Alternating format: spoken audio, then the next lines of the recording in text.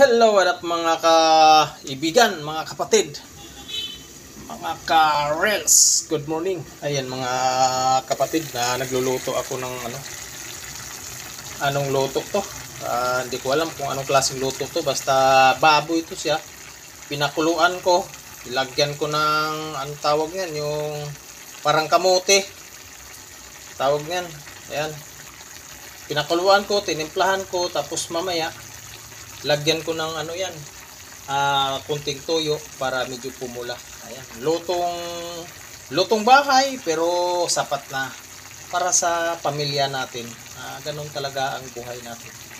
Napakasarap na sa amin tong pamilya. Tanghalian namin to mga kapatid, mga karels. Shout out sa lahat ng mga OFW. Thank you very much sa suporta sa mga kalahat na karels ko. Maraming salamat.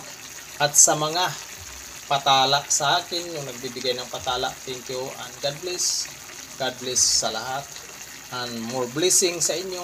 Maraming salamat. Thank you for watching. Ayan ang niluto ko, tanghalian namin. Bye bye. Takpan natin para maluto lalo. Maraming salamat po mga kapatid.